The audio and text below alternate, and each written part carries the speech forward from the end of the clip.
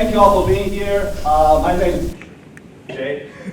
Yeah, so that's everyone here call me. My name is Jay, so I am the first year visiting assistant professor in sport and recreation management here at Missouri Southern. So it is my great pleasure today to welcome Mr. Jude Killy to our campus to give this symposium. So to our students, I think most of you are here this afternoon. You might already have a chance to interact with Mr. Killy, right? So I hope you all enjoy that. And so Mr. Killy is the athletic director at University of Maine. So we've been knowing each other for over 10 years. When I was an undergrad student at Miami University of Ohio, so I was a student manager with our men's basketball program at the time, and he was the deputy athletic director there. So that's how we get to know each other. It's just amazing that after all these years, after over 10 years, we still connect with one another. So I first reached out to Jude in October last year, asking, hey, now I'm 30, and I'm finally got a full-time position now. You know? After all these years, I'm 30, and I just asked him, okay, do you wanna, or are you able to come to our campus, Missouri Southern, in February next year to give our students in sport and recreation management a speech, right?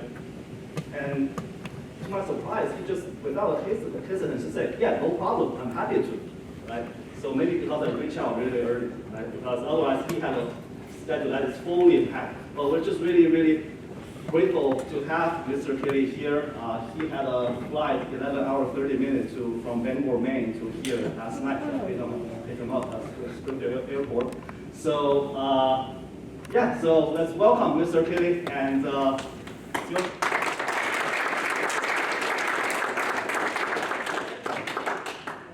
All right, so first of all, Jay, thank you very much for having me here today. I appreciate the outreach. So I want to give you a little bit of background on Jay.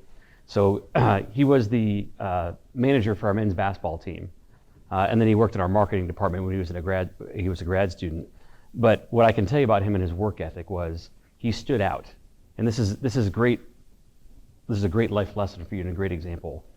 He folded every towel meticulously. He filled every water bottle. The balls were always out on the racks, ready to play. And he brought this awesome enthusiasm to the team. And it's exactly why you get into this business, is to see people like him develop and grow and then provide opportunities for other people. So I want to give a round of applause for Jay. And I did make a slight mistake earlier today, or maybe it was last night we were in the car, but I said, do the kids call you Dr. Jay? And he said, no, not yet, because he's almost done. But it's just Jay right now. So, but again, appreciate you inviting me here. And so when he reached out, I said, let's make the dates work. Absolutely, I'm happy to be there. And a big part of it for me is pouring into education. And then I want to thank the department for having me, the university for having me. Thank you so much. Also, Mr. Anderson, I know we talked briefly before this, we just met. What an awesome idea. Thank you for your generosity and for pushing this forward. I know that I work somewhere else. I've grown up in philanthropy, but the donor support is vital to higher education, and you investing is greatly appreciated. Just on behalf of higher education, thank you for doing that. So how about a round of applause for Mr. Anderson? So we've got a couple things we're going to do tonight. Interrupt me at any point in time. Happy to take any questions along the way. Also happy to save them up. But this is kind of our basic agenda. Our staff would give me a hard time because I always have a welcome, and I usually make them go for wins, right? Great things that have happened. We're not going to do that tonight. This is the welcome, is kind of the overview and role. So we'll talk about a little bit about my background and experience, the Division I AD role. The meat of what we're going to talk about will be NIL and transfer portal. I'll talk a little bit about college athletics and then some of the stuff that we're focusing on at Maine. So just from a background and experience standpoint, Jay hit on it. I've been at a couple different universities. I was a terrible Division III student athlete. I played soccer. If I wasn't the worst person on the team, I don't want to know who is. But I parlayed that experience because I learned how to be a good teammate. I learned how to take instructions. I learned about dedication, commitment, and support, right? And anything that's positive in my life that's happened from a confidence standpoint has come through athletics. So I have the athletic side, and then my parents are both in education. My dad actually was a professor in art. He's retired, and my mom was in special education. And so I grew up on a college campus. So those two things really dovetailed together for me.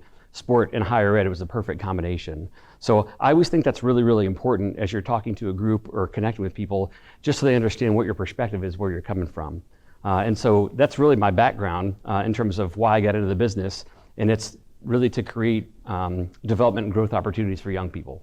That's why I'm on a college campus. Probably why a lot of the folks that are in here are on a college campus as well, is to see you develop and grow.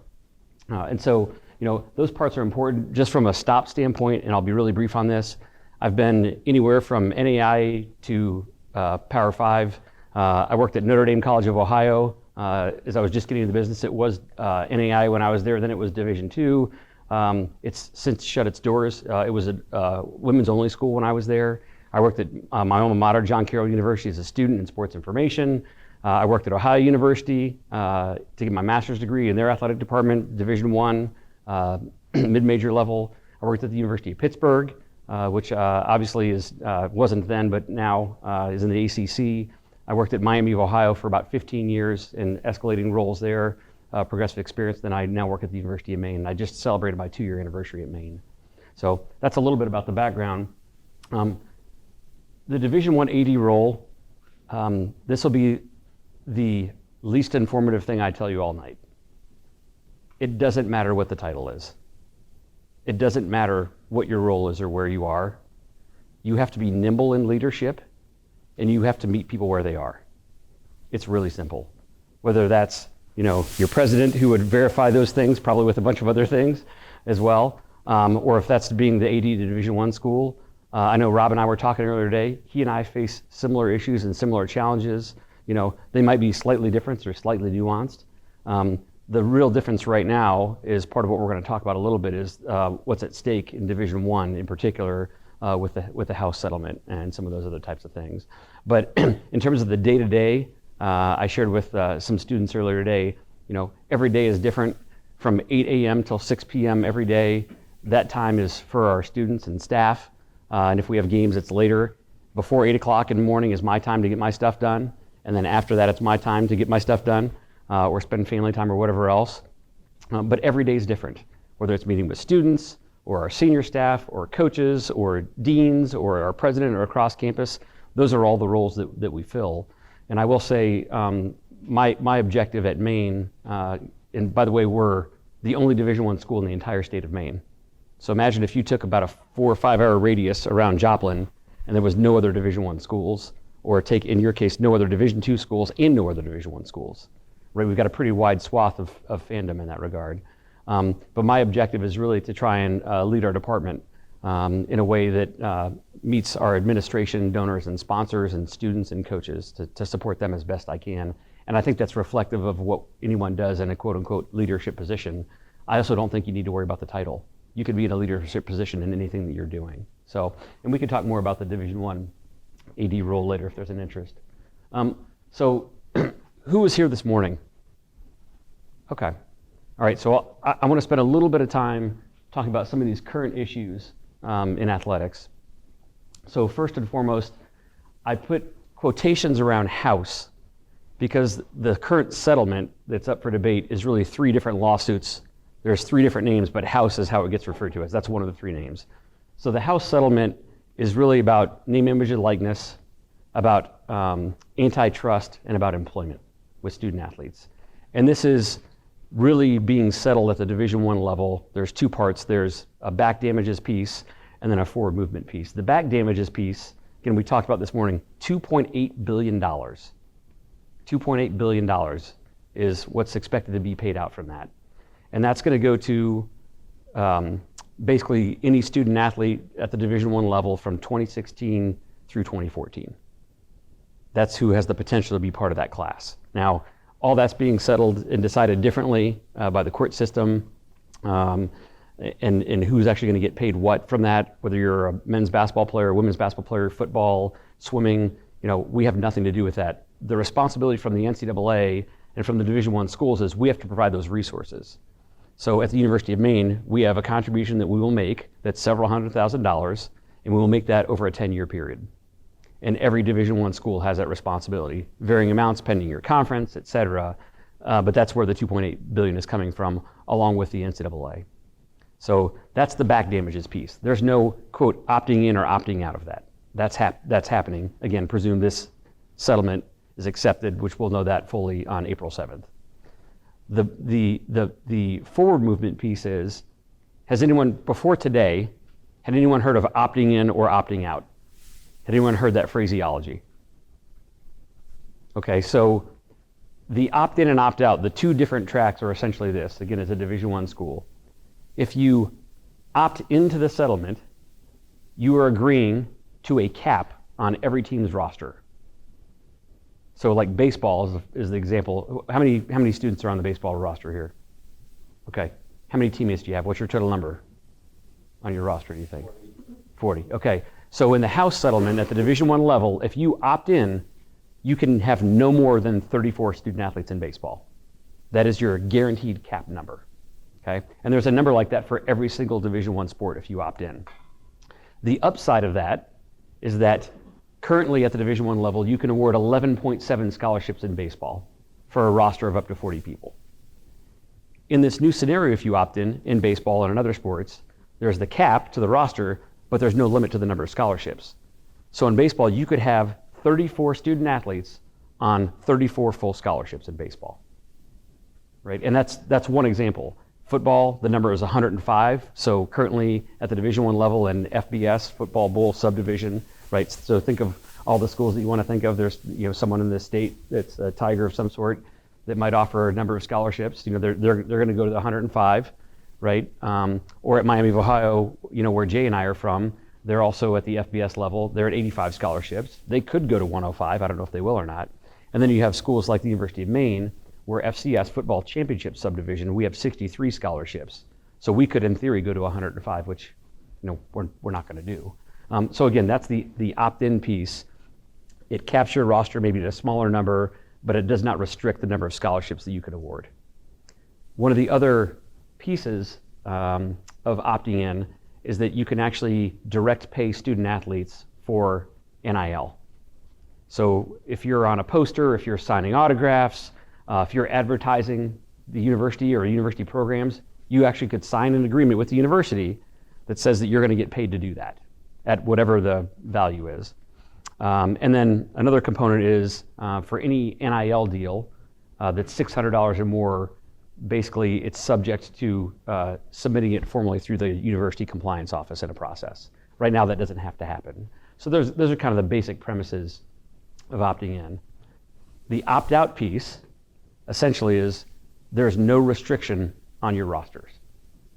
So at Maine, we have 38 baseball student athletes. Baseball is an easy example. We can continue to have 38. We could have 40. We could have 42. We could cut down to 34. It doesn't matter. But we also cannot increase past the current allowable number of scholarships in baseball. So if we opt out, we can have the roster at whatever we want, but we cannot have more than 11.7 scholarships. Even if we're awarding 9 right now, we could go up another 2.7, but we cannot exceed the 11.7. So it gives you more roster flexibility, but less flexibility in terms of awarding aid. Is anyone here familiar with cost of attendance as a vehicle for funding or with Alston funding? Okay, I'll be brief on this part. So currently, from a scholarship standpoint, the university has what's called a cost of attendance, right? And it's for every university. The university sets it, athletics doesn't. If you opt out, you can pay student athletes the cost of attendance, which is basically the difference between tuition, books, room, and board. So like at the University of Maine, cost of attendance for us is $2,200. So in the opt-out scenario, we can give our student athletes $2,200 still on top of their scholarships. In the opt-out scenario, we can also provide Alston funding, which basically has to be tied to education. It's up to $5,980. So that's another thing that we can do. But beyond their scholarship pieces, there are other things that we can do in that regard. So those are part of the opt-out. The other part of opt-out is there's no direct NIL, but you still have to do the $600 agreement either way for NIL that someone does outside of the university. All right, I'm going to stop for a second. How's that for confusing? So just think, opt-in, roster limit, scholarships up to that limit, direct NIL. Opt-out, no roster limit, scholarship limits, right? And a cap essentially on benefits that students can receive. So part of why this is really relevant is because you have to declare as a Division I institution by March 1 your intent of what you plan to do. So that's coming up. And so it's not a final decision, and the reason why it's not final is because this settlement won't be decided upon until April 7th. So we have to declare by March 1 whether we intend to opt in or to opt out. I will tell you all, for all the hullabaloo of everything, my personal perspective is that I think we have much too large of a narrative about opting in and opting out and what that means. To me, it's all positive in this regard. We're finding better ways to support students. That's what this really comes down to. You can say you're opting in and do nothing. You can say you're opting out and do nothing. But really, it's how can we get creative and how can we challenge ourselves to provide more resources for students? So that's a huge, huge piece right now that's taking place on the Division I level in college athletics. And so I'll be interested to see how that pans out over the course of the next couple of months. In addition to the timing, whatever the case is, it's going to be implemented in theory starting July 1, so next fiscal year. So there's a lot of mechanisms that are behind the scenes taking place right now. All right, I'm going to pause for a second. Questions? Concerns? Chaos. Right, we talked about that this morning, right? Okay, so let's talk for a couple minutes about name, image, and likeness. All right, who before today knew what name, image, and likeness was? Okay. Right, so basically, you can use your talents, image, likeness, etc., to make money, essentially. And I think where I'd like to start on this is just with the permissibility. I think this is a major positive. And part of the reason why it's been so crazy, and you hear all these wild stories about what's taking place, from a student athlete getting XYZ dollars to go to XYZ school or to stay at XYZ school. Part of the problem is that we, as administrators, have ignored this challenge for, the eternity of the NCAA. We created a market because we permitted none of this to happen. If someone wanted to play their saxophone at a birthday party or do an Instagram, is it a post? Or is it different? Is it called something different? Is it a post? Instagram? Help me out, somebody, come on. Okay, it's a post, okay. If someone wanted to do an Instagram post for a happy birthday, you couldn't get paid for that, right? Which is silly. If you wanted to paint a painting, you couldn't sell it because you're a student athlete, which is really silly, right? So now those things are all permissible, and there is an avenue and a vehicle to do that. So I think that's really a positive that you can, like any other student on campus, actually make money from things that you're good at, from your exposure, right, or talent. That's a positive. The permissibility is positive. The student support piece is, I think that from my perspective, the most important thing we can do is provide avenues for students to do that, and then to provide education around that. So again, a positive is that we are providing more information about financial literacy, setting up a checking account, what tax ramifications are, how to market yourself, how to write a contract. I mean, all those things are really, really positive. Again, go back to where we started at the very beginning. What did we talk about? Talk about education, a platform for education, developing and growing as a student. So I think that's really, really positive. The access and education piece, I would say just on the access component, one of the challenges that I have with it is that it does provide access to everyone, but there's more of a limited market right now in terms of what you see in the national media. Because somebody tell me a story that they've heard about NIL, please. Who is it and what amount did they get paid? Go ahead.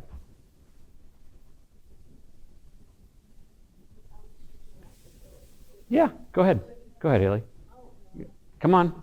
That LSU gymnastics girl, she got 4.8, or Sugar, he's gotten so much money. Yeah. I don't know how much, but I know that they got money too. Yeah, I was about to say Yeah, so there's two athletes right there, right? Who else? What other dollar amounts have you all heard? Nigel Kennedy. Okay. 3 mil. 3 mil. So crazy, right? So whether those are real numbers or not, I don't know, but they're probably not that far off would be my guess. So, that's the market that's been created, but not everyone has access to that. So I think the more we can utilize education as a vehicle to tell everyone not just about the financial literacy pieces and the taxation pieces, but hey, here's how you pursue these things. Here's how you present yourself. Here's who you communicate with, right? I think that's a massive missing piece on our end. It's our responsibility to do that for all of our student athletes. So again, that's part of the NIL piece. The university approach and staff support. I know at Maine we have a name, image, and likeness policy. We actually just revamped it about 6 months ago. The reason why we did that is because we wanted to support our students in getting their own deals. And look, you all will feel differently. I know there's a lot of student athletes in the room. It's not my responsibility to create an NIL deal for you, right? This is part of being a grown-up, right? Can I help facilitate something to encourage it? Absolutely. Can our coaches and staff? Absolutely. But part of learning and developing is, hey, you figure out. We'll push you in the right direction, but then you figure out who you can sign a deal with, right? You figure out what brands make sense for you. So again, development and growth. And I think that's the part that I think is really missing on this narrative nationally. You only hear about these mega deals and about someone getting quote unquote stolen as a recruit, right? Or retained for this massive dollar amount. And those are really extreme examples. Staff support wise, you're seeing more and more opportunities pop up. I can tell you all right now, I know a big part of this is about your careers. If you want to get into college athletics at the Division I level, what you need to do is you need to figure out how to become a general manager. You see the rash of this happening across the country. Yesterday, North Carolina extended Hubert Davis's contract as their coach, and they hired a general manager of basketball, because that's basically what they're doing. They're figuring out how they can broker deals to support students. That's what they're doing. So there's a lot of staff support that goes behind that, let alone the compliance piece. And once this $600 threshold comes into play, there's going to be more and more of that, of vetting of these deals. And then the biggest piece that I think with the NIL component right now is, again, the enforcement and use. At its core, NIL is not supposed to be used as enticement or inducement at its core. So again, just using Maine as an example, we couldn't go out onto the open market to any of you as student athletes or any other student athlete and say, hey, if you come to Maine and play softball, we'll give you $50,000. You cannot do that. That is against NCAA rules. We couldn't say, if you come to play Maine and play football, you're going to get $100,000. You cannot do that. My fear and the reality is that I've been in meetings with people who have talked about that happening on their campuses. So, that's not, the ability to enforce that is almost impossible from a compliance standpoint, because if it's not happening directly to students, it's happening to their advisors, it's happening to their family. You can say, yeah, Jay and I never talked about it, but we both know that Jay knows these two people and I know these two people, and they've communicated and it's come back to it. Like it's ridiculous. And how we're ever going to enforce that, I don't know. This gives me great concern. And then, is it being used in the right way, the intended purpose? What questions about NIL? So I know it's a lot of stuff, and I know I also talk fast. As universities have to have more staff and employees to navigate this, how are they financing? Where does the money come for athletic departments to hire more people to help with the NIL? Do they get part of that? Like in the House settlement, you said if it's over $600, they have to declare it with compliance. And is there any money being generated for the university to help cover these extra costs?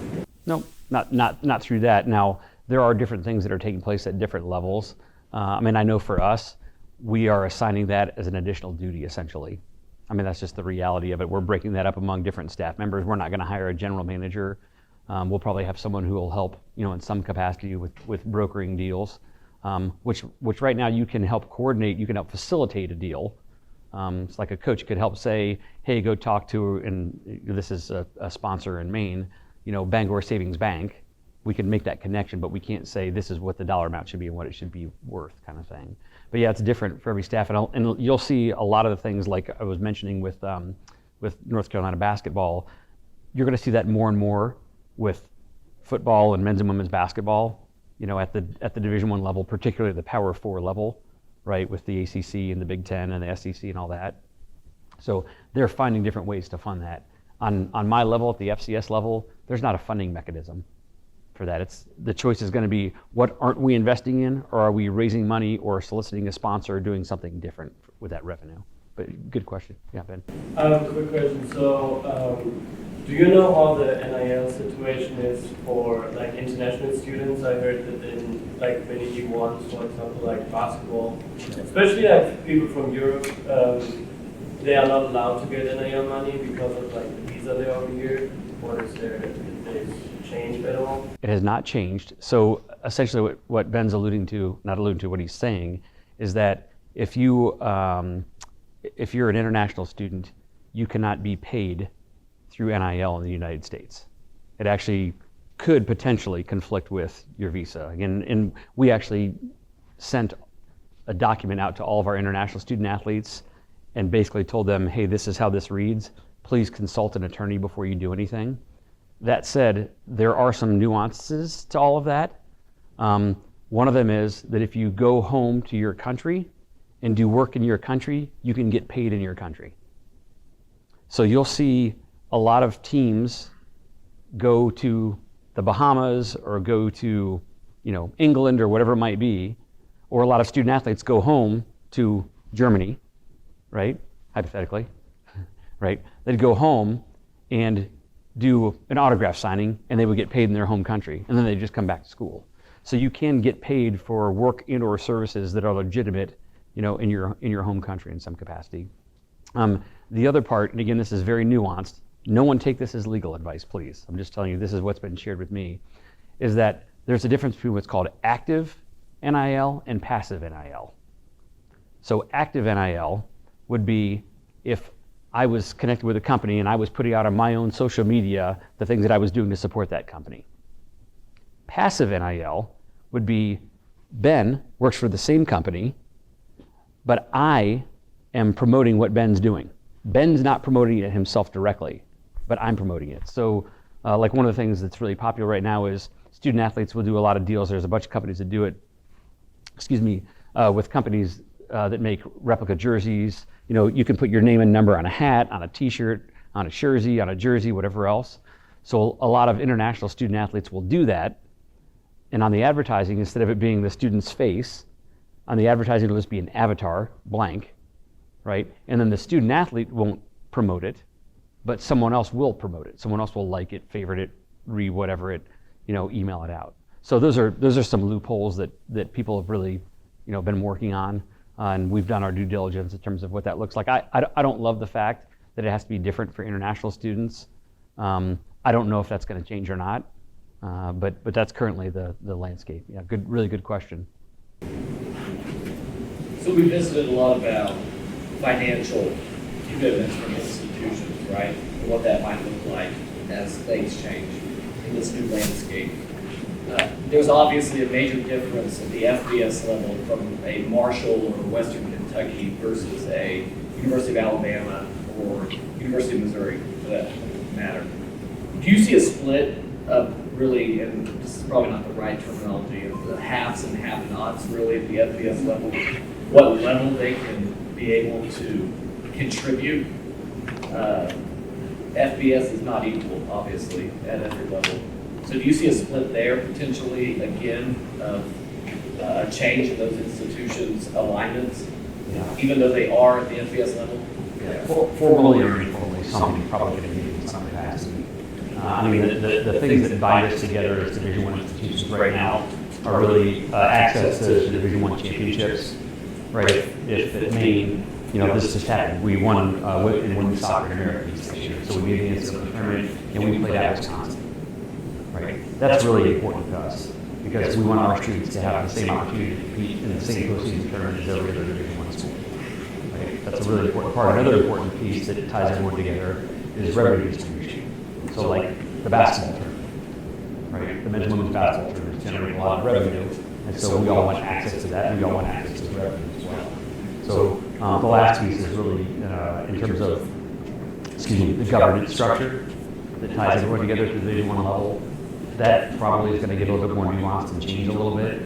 Where if you're opting in, I skipped over this. If you're opting in, you have basically the opportunity to provide revenue in the direct NIL, et cetera, up to $20.5 million this year. That's kind of a cap, if you will, right? Which again, if you opt out, that's not part of it. But point being is that at some point, people can't keep up with that. You know, we can't keep up with that right now. But if you opt in and you're doing that distribution, there's going to have to be some different governance structure for you to like at some point in time. I'm glad you asked that question because I completely skipped over to 2.5. But that's the opt-in piece. It's really significant as well. There's a lot happening, right? So let's talk about the transfer portal and the impact a little bit. The first two we can knock out pretty quickly. The portal is a massive drain of time for everyone involved, and I don't just mean on campus, although it certainly is, but for students, for their families. You know, they spend a lot of time sifting through if they're going to transfer out to another university, and certainly on campus. I mean, the number of visits that we have in football and men's and women's basketball now is skyrocketed. We almost don't go anywhere anymore because we're letting potential transfer students come to us. So it's a significant investment in terms of time and resources. The other part, though, is with the human and financial resources, there are so many people on campus that are involved in those things.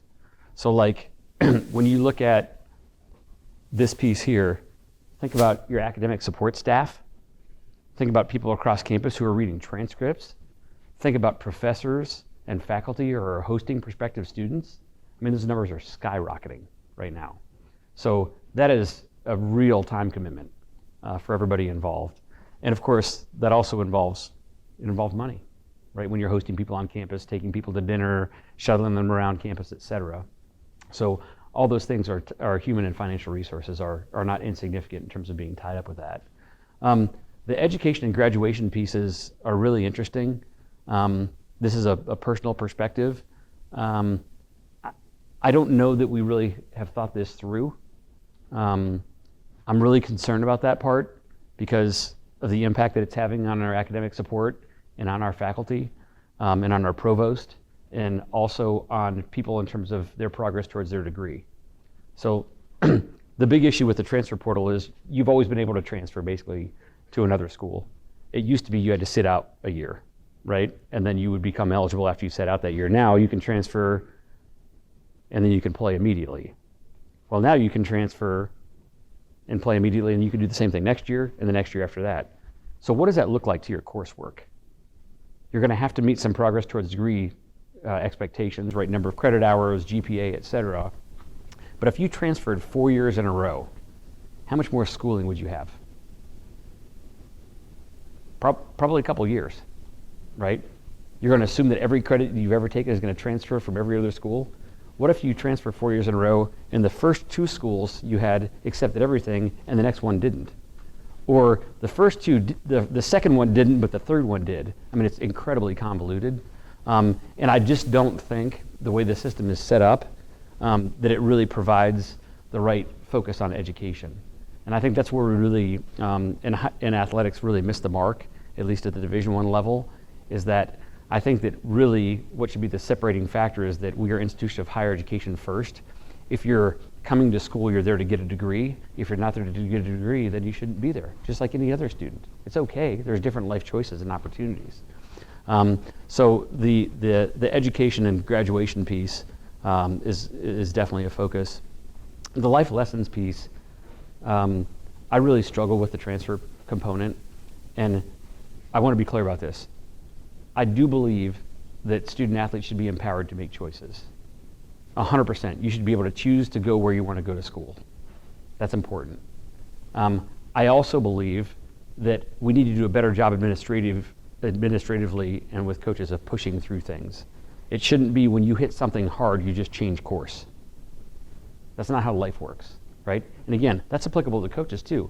I'm not naive enough to think that there aren't coaches who are saying, Jay, boy, you're never going to play here. You know, you're a great kid, but good luck in the portal. That takes place too. So again, what life lessons are we learning as students and as coaches and administrators from that? Instead of trying to have some resolve to figure out what's best for you, to develop you, or for you to develop, we've created an easier out. And I don't love the lesson or message that sends. And again, that's my own personal perspective. Again, I think it's important that everyone has flexibility in that. Some places aren't a good fit. Some people don't like places for different reasons. I'm not arguing that one bit. Those are legitimate instances. I just don't think this should be the fallback when something doesn't go your way or something doesn't go the coach's way. And the coach says to you, geez, whew, boy, oh boy, good luck. So that's, to me, that's the life lesson piece. The other influences, certainly I think that this is tied into NIL. I think there's an impact on that. People are being encouraged to jump in the portal and to go somewhere else. And I do think that there are a lot of other people that are involved in that process. We start to listen to what other people are saying, whether that's advisors or parents or family members or AAU coaches saying, boy, you could do X, Y, Z, why don't you do that instead? So like one of the examples that I used earlier today when we were chatting was, and I wouldn't fault a student for doing this one bit, I would probably do it myself. If you're playing a sport that you love, at a place that you love, and you're getting your scholarship covered, that's awesome. If someone approaches you in the off season or your family and says, you could play the same sport at this school and make this amount of money, let's say $100,000, why wouldn't you do that? From a financial standpoint, can someone please tell me why you wouldn't do that? Right? We're dealing with 18 to 22-year-old people. What example are we setting? So I think that piece, that's really, really tough. When everyone's in your ear telling you how great you are or how terrible it is or whatever else, you should do this, that's not a big deal. I think that we have to reevaluate our messaging with how we communicate that. Again, it's okay to transfer, no problem. Why are you doing it? What's your value system? Who's supporting you? How are you getting help? Again, focus back on the educational piece. And then the last piece that I'll mention real quick, and then we'll go back to questions again, is the eligibility windows. I mean, from a compliance standpoint, this is super tough to track. Most sports have different windows about when you can enter the portal, right? How long you could be in it for. It's really unlimited. There's a lot of people that are jumping in and not coming out or not going to another opportunity that's as good as what they had. But the eligibility windows are really crazy. So like we're working with our staff at Maine across campus to say, hey, we're really going to need some read score stuff really, really quick during this time period because this is when the portal's open in football or when it's open in basketball, et cetera. So there's a window of opportunity for everyone that's really important where, say it takes us 4 days to get back to someone, guess what? They're out. They're already somewhere else. So that is very, very time sensitive and I think a major impact. And again, that goes back to the first two pieces with the human and financial resources. What questions on the portal? So how difficult has it been culturally for you to feel your programs, all your sports, how difficult has it been during the transfer portal to keep culture for all your sports? It's been harder in some sports than others. I would tell you it's probably a sport by sport basis at Maine, and it may be very different from the sports here. Like you have some sports here that are really successful, right? And that probably every year they're successful. And those are the sports that we have the least amount of problems in, in terms of people coming in and going out. We have other sports that are maybe struggling or trying to build up, and that's where we have more transfer issues. So I think once you have that culture set and cemented, if you will, and I shouldn't say cemented, nothing's in cement anymore, but once it has a good base, it's a little bit easier to attract the right people in to your program. So I'll give the real life example for us at Maine is our women's soccer program. We've won back-to-back America East championships on the women's side for the first time ever. And the way that the portal worked to our advantage is we have a wonderful coach with a great staff and a super group of women on that team. And they came to Maine and had some success, and their friends started to hear about how great of experience they were having. And then we started to get transfers in from other places. We just got we've gotten in the last 2 years, I think 3, 4, or 5 students that have come in from Power 4 schools that transferred back to Maine, and it's because of the culture piece. So it can play a real positive role, but you're also very selective with that. So does that help a little bit? Yeah, so I heard that the NCAA also like set some limits on like the amount of players who are allowed on teams. For example, in golf, I know university doesn't have golf, but the D1 said that there are only like 9 players from now on allowed on the team. So how does this like change also like for you and bring to your university on the transfer? Yeah. Yeah. So that directly ties back to the House settlement, right? That's the roster limit piece, but the trickle down effect is going to be massive. I mean, think about, again, if we just go back to baseball is easy because we've already talked about it. If every Power 4 school is going from 40 to 34 students, right? It's roughly 60 schools times 6 kids a school. So 360 Division I baseball student athletes are now all of a sudden available. I mean, again, that's just at the Power 4 level, let alone anyone else at the FBS level or the FCS level. Like, think about the available number of opportunities to transfer. Do you think that this is a big opportunity for like the Division II to have like eligible D1 players because they don't find a spot on the squad? Yeah, absolutely. I think there is actually opportunity. So as much as I criticize the clarity of it, there is also opportunity in chaos. You know, there'll be people that'll be looking for a home, you know, for sure. I think the unintended, or maybe it is intended at this point, I don't know, one of the consequences of all this is the ramifications for high school student athletes. I mean, if all these schools are making changes to their roster sizes, or a lot of them are, right, and everyone's kind of moving around, how many high school students are going to get recruited that those spots would have gone to? I can't answer that question. But I think anyone who argues that has a legitimate point. Because it's basically a fewer number of spots, and more people are now all of a sudden fighting for them. So really good question, though. What else? Yes? What has been the academic response? In terms of? Faculty, support staff that are evaluating transcripts? Yep. The extra So, transfer issues, what has been that? So I'll speak to Maine, because I don't want to talk for anyone else about this. Our academic response has been really positive because we work with really supportive people. Our provost is on one of the NCAA academic committees, for example, but he and I talk about the ramification for that. It's like, so how can we better utilize the time from our academic support staff, right, to maximize their time and opportunity, and then how could we support that process as well? And so from a coach perspective and from an athletic administrative perspective, it's, I don't want to send you 50 transcripts to read. How can we get that number down to 10? You know, how can we make sure that we're maximizing your time? So I would say it's been one of support, but we also have some responsibility that or ownership we need to take on the athletic side about maybe maximizing your time. And we have talked as a department about, you know, everything's not an emergency. What's really the highest priority? Let's ask for that. And then the other stuff we're just gonna have to let go. So, because I do think it puts people in an unenviable position in that regard, for sure. It's a good question. I was wondering, like, I've heard a few explanations, but not necessarily clear about like the Jude code transfer an extra year type of thing, like Diego Pavia is trying to do. Like, how does that exactly work? Yeah, well, that's a good question. So that's a case-by-case basis. This is the quarterback at Vanderbilt who played junior college football, and in theory, you know, your clock starts when you play junior college athletics and when you transfer to a 4-year institution. And so he filed an injunction and essentially is going to get another year of eligibility to play at Vanderbilt again. And so that's part of all of this mix as well. I know they said that they're not going to grant that as a status to everyone, but that's something that's going to become more and more commonplace. I know earlier today, I think, I can't remember who mentioned it, someone was talking about everyone should just be eligible all the time in life, and whenever you're done playing, like, I'm like, you know what, it's probably going to head that way.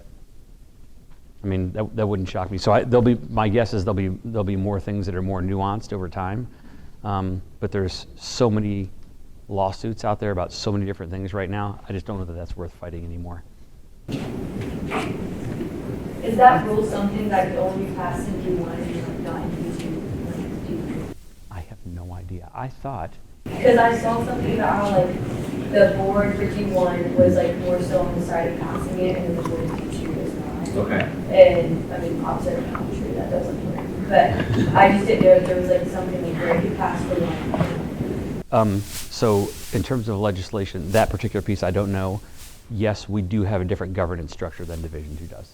So whether that piece has come up or not, I don't know on the D2 level, but it's definitely worth something to exploring. You could, bless you, you can ask your AD that question, but he also might not want to answer it for you. I'm totally kidding. But no, yeah, I don't know. But yeah, there is a different governance structure on Division I than there is for Division II and for Division III. Okay, well, I'll be pretty brief on these last two pieces.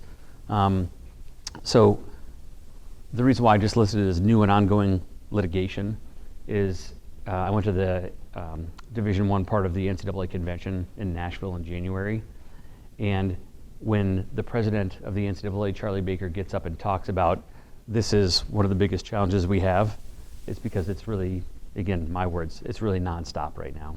You know, it seems like every day there's some case you're reading about, you know, some lawsuit you're reading about. And so that's one of the biggest threat to college athletics is how are we fighting these cases or not fighting these cases and what's going to happen and what's going to change. And I mean, in a lot of ways right now, it's almost like everyone's going to panic when I say this, so just hear out the end of it. It's almost like when we were in COVID. You know, every 3 hours something different had changed. I would tell you this thing and then it would be different in 3 or 4 hours. You know, it's not that rapid, but it's also not that far off. There's just so many things that are changing in the college athletic landscape right now that we have to all be adaptable and ready to move at any moment's notice. And what I just told you, even though it was true when I told you that 3 days ago, it may be different. So just navigating through that is a challenge. And so my hope is that just tying all these pieces together, if and when the settlement is done and we have the, you know, opt-in, opt-out component complete and, you know, the permissibility of additional dollars through that $20.5 million cap, when all that's done, that we'll have a window of opportunity where there's some stability and we can at least live in something for a couple of years, which we haven't been able to do for quite a while. So that's what I'm hoping is going to happen to some extent. Will it be a perfect world? No, it won't. But I think at least having some clarity on those pieces will be helpful. And then the last piece that I'll talk about before moving on to some main stuff is I think the thing that bothers me the most about where we are is that the value of athletics and higher education is getting lost in all of this. What it brings to a university, right? What the opportunity that it brings to young people. I think that that's getting swallowed up. And I just wish that there was more national dialogue and discussion about that. You know, think about, and I'm not asking anyone to respond to this, right? So just think in your head, what would happen if you didn't have athletic opportunities here? What would that mean for you? What would that mean for this place? It's pretty powerful, I can tell you. Whatever you're envisioning in your head, it's pretty powerful. And I know for me at the University of Maine, if we didn't have those athletic opportunities, I'd like to think that we bring something to the table. I always talk about with our staff, it's our job to attract people to the University of Maine. Not just to the athletic department, but to the University of Maine, to provide a positive image for the university, a point of pride for the university, a recruitment tool for the university, facilities and venues where people from the campus, not just the campus, but from the community want to use them. So to bring people on campus. And I just think that we so missed the mark. And when I say we, I'm blaming myself for that as well, as administrators, about why are we not talking about this more, about what we positively bring to the table and the lives that we do change. So I'm really hopeful that we'll get a little bit more focused on that. And this goes back to one of the questions that was asked before. This could be a differentiating factor in how all the dust settles with the Power 4, FBS, FCS, Division II, Division III, about a group of schools that have a common vision about what athletics should look like in higher education. All right, any questions on that? Sorry, I'll go to that in a second. Any questions on any of that stuff? Anything else anyone wants to talk about? So I'm gonna cover a couple things about Maine in just a second here. Here's my post discussion commentary. I am one person. I have a lot of opinions. Adopt what you want. Disregard the rest. Not offended one bit. But I think if nothing else, use this as an opportunity for thought. You are at a great place, right, where you can have open dialogue with people in a really positive way. I would encourage you to have that in your classrooms, to have it with one another. like this is your opportunity to learn and grow, whether it's about this or anything else that you're challenged to do. So I just really want to encourage you to take the opportunity to do that.